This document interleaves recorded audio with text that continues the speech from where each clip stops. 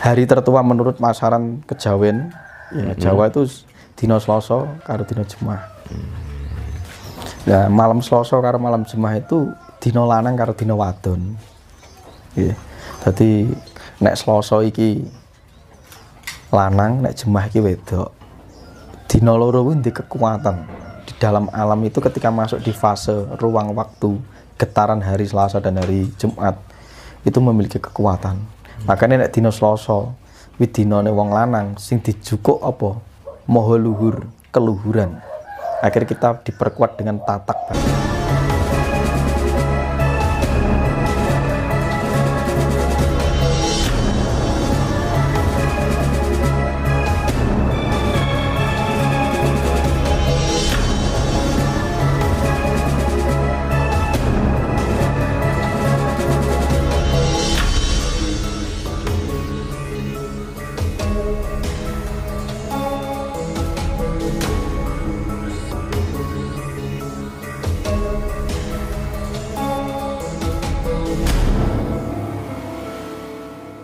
Cara untuk menghilangkan kemelekatan bunga yang ada dalam diri itu bagaimana, Mas? Nggih ditanting, makanya mulai dilatih kaya poso dan lain sebagainya. Poso itu kan berlatih berjarak dengan sesuatu yang mengikat kita atau yang paling tidak yang kita cintai, yang kita senangi. Itu mulai berani untuk memberi jarak, memberi jeda sesaat. Wah, aku seneng makan bebek, tapi dino iki aku wani untuk memberi jarak tidak makan bebek dalam waktu sepersekian. Itu ben kowe sadar, oh ternyata bebek iki mau kelangenan ilusi pikiranku. Dudu rasa luweku. Mergo nek aku nang omah ki mangan masakan nang omah karo tempe iki jane wis cukup. Lho jane ngono iki. Gara-gara kamu ikuti ilusi pikiran, kamu terprogram bahwa bebek iku sing kudu tak pangan. Akhirnya wong itu rakus beringas. Maka harus diberi jarak terhadap apapun. Sing pengen duwe-duwe itu gak usah ngoyo. Mulai diberi jarak. Maka dilatih poso tirakat. Poso tuh ngeposke rasa itu dikasih jarak. Dengan sesuatu yang kamu ingin itu diberi jarak dulu. Itu bisa jadi hanya ilusi keinginanmu saja. Makanya menurut saya nek pengen uang ke mukti, saiki mulai didoleki, direnungke, dahulukan kebutuhan daripada keinginan. Itu dulu dasarnya. Sing mbok butuh niki sing mbok dhisikke skala prioritasnya. Sing keinginan nanti. Lah wong ki diwalik, sing dadi butuhe gak diurus Keinginane buru keinginan atau kelangenan. Oke, sengsarane ora, sengsara mergo ngoyo, Mas. Gitu loh. Kudune mlaku kon sak mestine menikmati jalan setapak demi setapak playon. Ya menggeh-menggeh no. Urung keteko, urung titi wancine wis nas. Nasib bablas akhirnya loro-loro malah bablas, rusak tubuhnya gitu. Nggih. Nggih. Kinten-kinten itu. Itu nek dari saya bahan dasarnya. Bahwa nasib takdir itu kan yang menentukan dari manusia sendiri ya, Mas ya. Sebelum terlambat, cara merubah nasib itu bagaimana, Mas? Ya mindsetnya diubah, mulai saiki pola pikirnya dirubah, gelem sinau, gelem berpikir terbuka, ojo rumangsa iso. Mbok enek cah cilik kadang nuturi ceplos rong ceplos iki direnungi. Oh iya ternyata mbok cah cilik ki mang ternyata nggawa solusi gawe masalahku. Lah kadang wong merasa dirinya egois kok. Cah cilik kurang dunung apa-apa lagi cah ndek ngisore misalnya atau sebagainya lah. Tahipe apa gaene turut warung kok nuturi aku nglakoni rong iso. Lho belum tentu ada setiap peristiwa di dalam diri Mas Tahib kok. Karena kita pertemuan itu mengumpulkan puzzle satu sama lain. Bisa jadi apa yang belum saya punya itu ada di kamu. Bisa jadi kitabku yang belum terbaca itu di bawah kamu. Bisa jadi si Tahib sama si Mas Indra atau Mas Eki jilmaan malaikat yang menyampaikan pesan walaupun wujudnya nganyel kayak kan gitu. Gitu. Tapi kan dia menyampaikan sesuatu untuk menjadi permenungan kita, pelengkap kita. Kalau juga gagi menyimpulkan bahwa dia pecakin jengkel no. Lu nek kowe gak digawe jengkel karo ndekne, kowe iki gak akan bertumbuh dan berkembang. Karena ternyata kamu masih egois. Loh, iso uga. Iya. Jarene pengen sabar, piye Mas carane sabar? Ya wis ketika kowe diuji karo wong-wong sing jengkel nih bersyukur oh, itu gurumu. Jadi semesta menyediakan tempatnya. Ngono lho, Mas. Jadi pola berpikir ini dibenahi. Pola berpikir dibenahi merasuk di dalam kesadaran berubah. Kesadaran berubah menjadi mindset. Mindset akan mempengaruhi tindakan. Ya sudah berubah berarti nasibnya berpotensi berubah. Jadi wong sing duwe nasib A B C D iki ditentokne karo mindset dhewe pola pikire. Pola pikir sing A yo akhirnya membentuk takdir A, pola pikir B dadi B ngono ae. Iya iya. Dan seringkali orang itu melakukan tindakan karena kalam pikirane loh, Mas. Karena masih merasakan egonya itu, Mas. Misal wis ngerti kuwi menderita karena sudah disugesti dan diyakini, dilakoni terus, ya tetap menderita terus. Tapi nek ketika itu dirubah mindsetnya, berubah, ya penderitaannya lenyap. Seiring mindsetnya berubah. Ibarat nyetel film yang jero niki diganti kok memorine. Wah, kimang filmane kok sedih-sedih tok, tak ndelok film sing perang ya karek ganti memori, ya mindset memori itu dirubah. Akhirnya layar yang disampaikan ya sesuai dengan lah ibaratnya TV atau proyektor yang terlihat itu adalah nasib yang sudah terjawantah dalam laku kehidupan kita. Tapi data-datanya atau yang bisa memantulkan sinar itu kan pikiran. Nah, sinar itu adalah wujud nasibnya. Nah, pikiran itu adalah ibaratnya datanya atau pemancar. Nah, saiki ubahan pemancarnya nek pengen filmnya berubah itu. Memorinya berubah. Wes kuwi simpel teorinya gitu. Ini Mas, ada lagi Mas. Cara mengurangi pikiran yang negatif. Cara kerjanya seperti apa maksudnya? Iya, ngurangi pikiran yang negatif. Cara kerjanya seperti apa? Caranya ngurangi pikiran negatif atau cara kerja pikiran negatif? Nah, cara kerja pikiran negatif ya tadi. Nah, pikiran negatif akan mengarahkan energi negatif. Tapi nek cara untuk mengendalikan pikiran negatif, dinaikkan energi kita. Makanya ada meditasi kundalini, enek wirid, enek dalan poso, itu kan menaikkan energi. Ketika energi kita naik, kalau high energi, pikiran negatif itu jadi positif. Karena nalar kita itu full, on. Jadi jernih. Makanya aku ngomong, pikiran negatif itu seringkali karena kita itu lelah. Lelah itu terjadi karena defisit energi, kekurangan energi dalam tubuh. Tapi kalau energi full, wah, auranya on. Akhirnya dia percaya diri, gak gampang cedera, gak gampang ceklek. Sangat madep, mantep. Itu karena energinya di atas. Maka cara untuk menghindari pikiran negatif, naikkan level energi. Gairah hidup akan muncul, akhirnya ngelakoni urip wis mau kanthi ayem, seneng, madep, mantep. Tapi nek iki energi ini defisit, tubuh akan mengalami aus atau kelelahan, pikiran pun juga menurun, kesadaran menurun, akhirnya gampang nesu, gampang sambat, gampang melo-meloan. Itu rumusnya. Oke. Gitu. Kita ngoten iki nggih.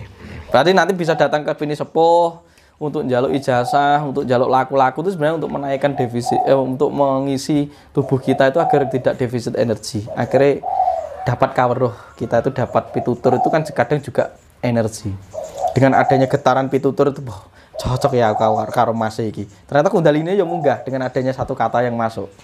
Karena kata-kata ini mantra juga mempengaruhi getaran yang ada di dalam dirinya. Gitu. Tapi nek pengen itu bersifat konstan dan konsisten yo latihan dewi. Dicas. Makanya sing tak ngomongin latihan pernapasan itu menaikkan itu. Makanya uang enek Falun Dafa, Tai Chi dan lain sebagainya itu kan meningkatkan energi. Biar hidupnya tidak stres. Ketika hidup tidak stres, pikirannya tuh jernih. Ketika pikiran jernih, jauh dari segala macam gangguan yang kamu sebut sebagai sakit. Akhirnya fisiknya kan sehat, gitu Mas. Tapi konsepnya orang sekarang itu tujuannya Falun Dafa ben sehat. Padahal tujuannya Falun Dafa itu membenahi pola pikir untuk menekan energi dinaikkan. Baru wohe, buah atau akibatnya adalah sehat. Yaitu kira-kira. Ya. Apakah merasakan malu dari Gusti itu bisa lewat semedi? Berpotensi. Salah satunya. Kan pertanyaannya apakah bisa merasakan manunggaling kalau Gusti kan apa dengan semedi? Iya. Salah satu toolsnya itu. Tapi tidak harus itu. Loh, angel tuh. Jadi salah satu caranya itu. Tapi tidak harus itu. Karena ada berbagai macam cara, tata cara yang memang setiap pribadi itu sebenarnya memiliki titik kekuatannya sendiri-sendiri atau titik pencapaian dan kapasitasnya sendiri. Makanya tak omongnya mau semediku harus semedimu beda walaupun pada-pada disebut semedi. Itu kan sebuah pengalaman yang kamu tangkap sendiri. Misalnya jenengan nih karo Mas Tahib dadak meneng tok suwi, sampean karo ngerokok dudusen lagi iso. Ya iso mengalami kemanunggalan karena kesadaran Anda langsung langsung iso ngrekso urip pingin iki. Seperti itu. Nah, cuma yang tak gawe tentang meditasi yang diajarkan oleh guru-guru itu kan bersanat. Bersanat itu pun kan juga kira-kira itu adalah salah satu tools atau cara. Carane Mbah A karo Mbah B beda, carane Mas Tunjung karo yang lain berbeda. Itu kan hanya cara. Dan di dalam cara itu hanya menawarkan beberapa kemungkinan. Tapi urung tentu harus melu caraku atau carane sing Mbah A atau Mbah B. Urung tentu. Golek ana sing sing pas kaya sampean. Karena apa yang dilahirkan oleh mereka itu juga dibaca dari tanda-tanda alam yang kira-kira nyatane ki ngono kuwi. Ketika kamu melakukan itu pasti ada kemungkinan untuk mengalami hal itu. Misalnya gitu. Jadi itu ora kena langsung wah aku kudu nganggo cara niki, sing apik cara niki urung tentu.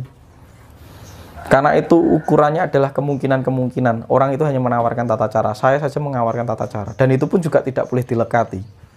Tapi suatu ketika saya mengajarkan atau sampai mendapatkan sendiri momentumnya sampai untuk bisa suwung itu, Mas, aku ke kok malah penake nek karo gletak ya. Nek sampai nek karo lungguh, ya wis kuwi sing orisinal untuk kamu. Itu yang orisinal dalam lakumu. Ngono ae. Kira-kira ngoten. Kunci untuk melatih kepekaan mata batin, Mas Tunjung. Ya bolak-balik ya kuwi salah satunya. Ya semeti-semeti itu ngrekso akeh banget carane. Ya kadang sok ngono dhewe, nek omahe cedhak sawah ning sawah, nek bengi ditambahi nek melek, wayahe wong turu sampeyan iso melek ning apik. Ning aja melek dem-deman, aja melek ngrasane wong, ya melek dhewe ngrasane sari-sarine hawa nalika bengi. Mergo nalika bengi ki akeh wong turu daripada melek. Nek wong napa, Mas? Oh, istimewanya apa orang kalau melek dalu itu? Duh, malam itu kan banyak orang yang daripada melek itu kan banyak orang yang tidur daripada beraktivitas. Lah ketika orang itu tidur, sinyal-sinyal di semesta itu jernih. Tidak banyak gelombang yang mengganggu. Karena sinyal-sinyal ini terganggu oleh apa? Oleh ragam pikiran dan perasaan manusia yang dipantulkan setiap hari ketika dia on atau sadar seperti ini. Bayangno nek saiki ning donya iki wong padha melek nek awan kabeh, ge isine wong kuwi isine kegetiran tok, wong sambat tok rata-rata daripada sing ora sambat akeh sing sambate. Akhirnya kan terjadi gangguan sinyal. Makanya alam rino yamin iki ora enek wong turu akeh wong melek, ya kowe aja nglakoni tirakat. Karena sinyalmu mesti terganggu oleh gelombang-gelombang yang dipantulkan oleh orang-orang yang kesadarannya masih di taraf tertentu. Tapi nek engko bengi, akeh wong leren turu, sari-sari alam itu kan lebih murni. Mergo daripada sing melek mesti akeh sing turu.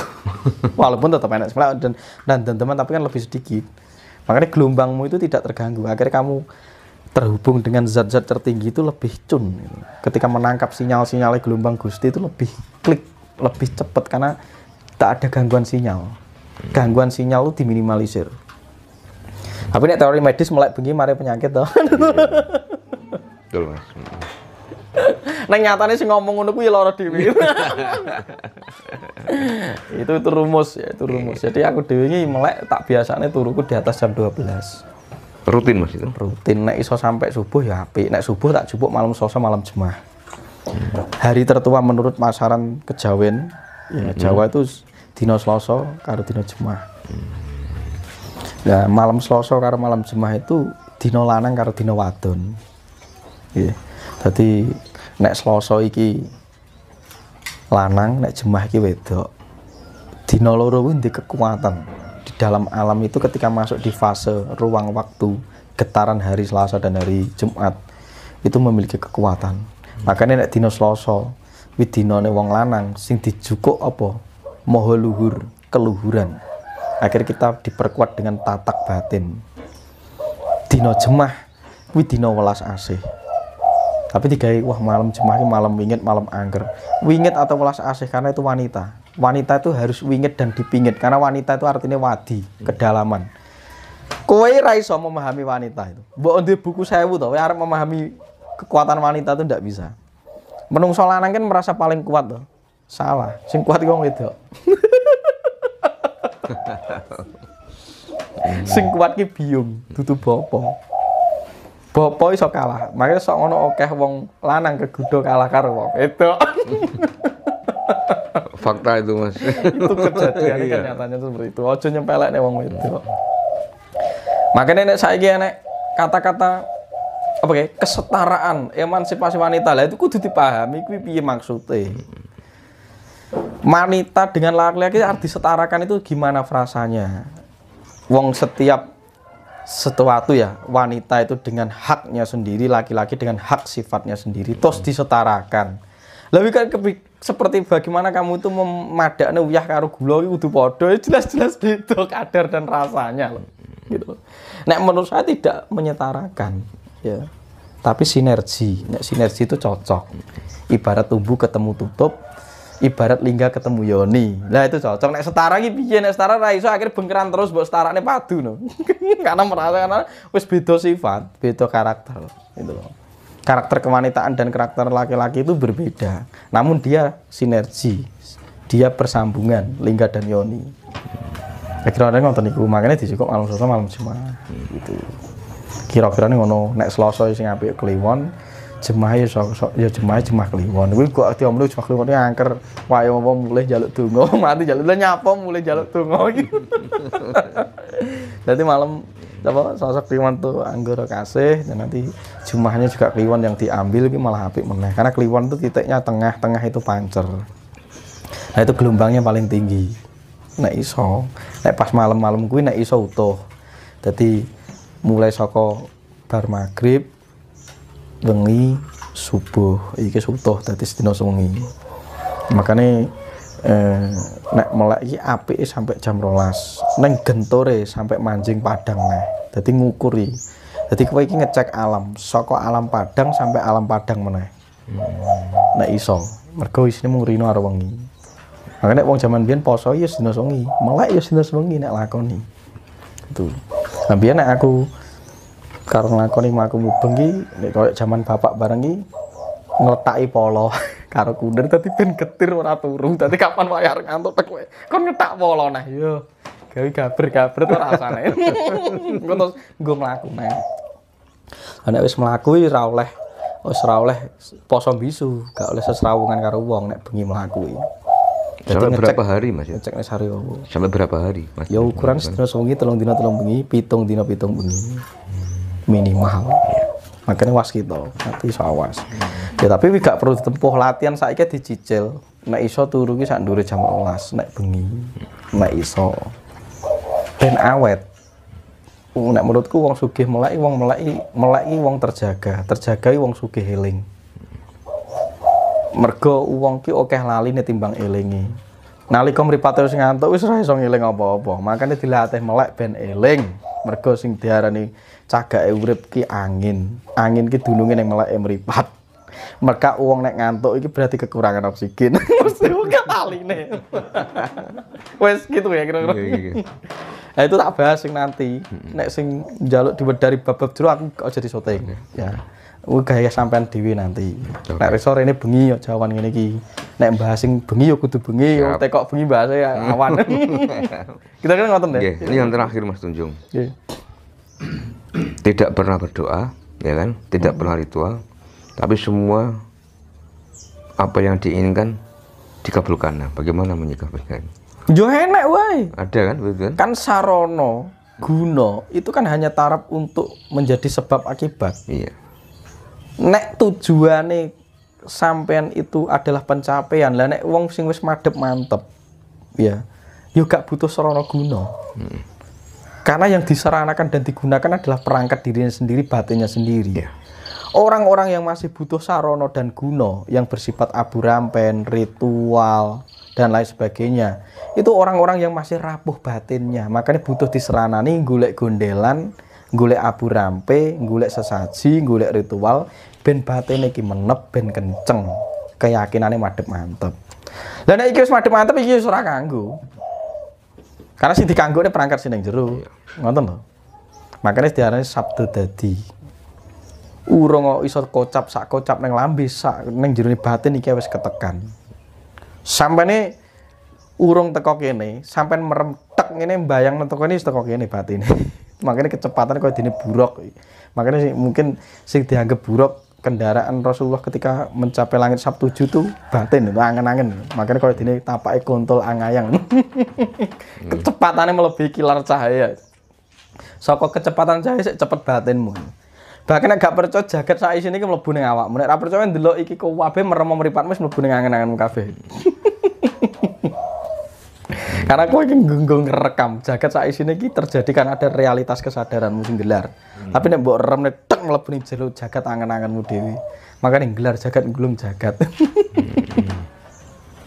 Kira-kira ngoten. Oke, Mas Tunjung matur sembah nuwun nggih atas waktunya dan nggih Mas Indra Mas Tahib, Mas itu namanya? Nanda. Mas Nanda, karena Mas Indra ndak ikut, matur suwun sudah disowani lagi.